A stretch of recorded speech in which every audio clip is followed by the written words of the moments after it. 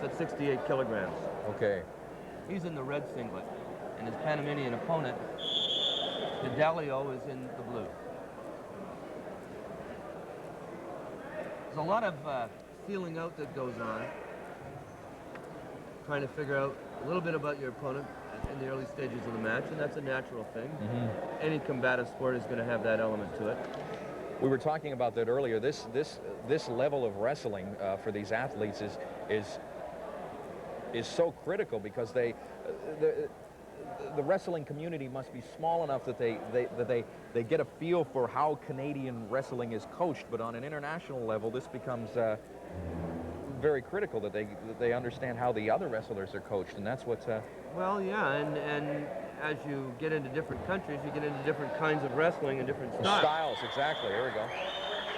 There's a 2-point exposure by Craig Roberts. He goes up early in the match, 2-0. We haven't had a minute pass yet, and that's a good position for him to be in. He scored his first 2 points early. His confidence level's bound to be up, and he scored them by exposing his opponent's shoulders to the mat. Near the edge of the mat, which is a great place to attack when your opponent's guard might be down. He's assuming that the referee is going to blow the whistle so for out that of they bounds. go out. Right. Exactly. The referee will encourage them to circle back onto the mat. He wants to keep the action going, and he wants to keep it in the middle of the mat. So he'll urge them to go back to the center. Craig attempting a leg takedown, but really it was only an attempt to see what his opponent was going to do. Right. So he's sizing him up still. Right. Because of the fact that the round is 5 minutes as opposed to how it used to be or how it was at one point with the 2 rounds, they don't have the benefit of being able to go to the corner. And there's another 2-point exposure again on the outs, right on the way out. Sorry, go ahead. No, I was saying they don't have the chance to go to the corner and have the coach say, "Here's what you need to do," or. Yeah, that's. What role will the coach be playing now on the sideline? Can he? It depends on the coach, but most coaches are very vocal when they feel that the wrestler can benefit from it. At the higher up you go in international wrestling, the less vocal the coach tends to be, because really when the athlete is totally concentrating on his opponent, it's very difficult to get any input from the coach in the corner. And as we pointed out, he's in there on his own, so nobody knows better. Yeah, the other aspect is, I mean, the coach may yell what to do, but all you're doing is warning your opponent. So it really doesn't make a whole lot of sense to get too much involved. You're there for encouragement, for enthusiasm, and of course, if there is an injury or any other timeout, you're there to talk to your wrestler briefly. Craig scored another 1-point takedown. He's now winning the match 5-0. He's got it well in hand, and he's demonstrated a real superiority in technical terms over his Panamanian opponent. We would expect that. Craig is from Simon Fraser University. Simon Fraser is a real hotbed of wrestling, coached by Mike Jones, who is a former Canadian coach.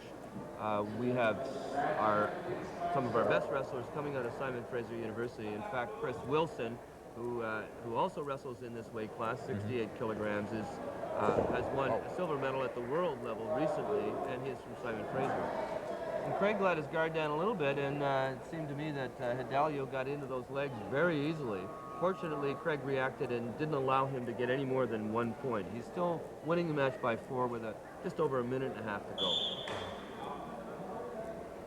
The referee stands him up because there's not enough action happening. He wants them to get busy.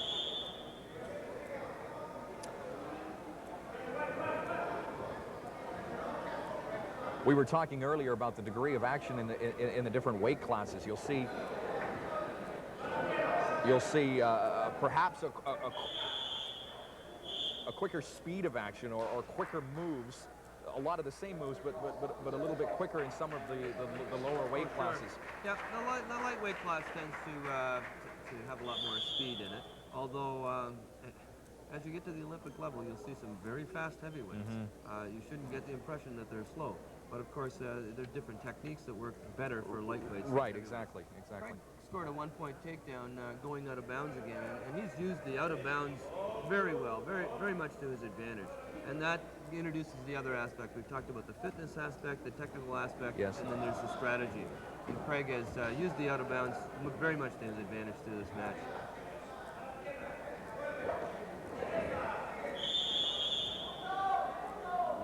scored, and they went out of bounds. We've talked about the fact that the duration of the rounds has changed. We're into one round now. Who is the tell us about the governing body that has made these changes and how they. Well, wrestling is governed by a body called FILA, which is situated in Europe. We all have representatives. Each country has a representative that sits on the FILA board. And they, from time to time, make rule changes. In the last 5, 6, or 7 years, they have made more rule changes than I think they've made in the previous 50 years. I think what they're trying to do is make the sport more interesting for spectators by continuing the action and making it quicker. That was an excellent takedown on the part of Craig Roberts, and a good demonstration of a one-point takedown where you go behind and simply score a superior position of your opponent without turning your shoulders.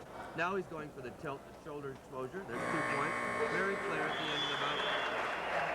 And the Canadian fans showing appreciation for Craig Roberts. He wins the bronze medal in the Pan American Championships. A good first step for that young fellow in terms of his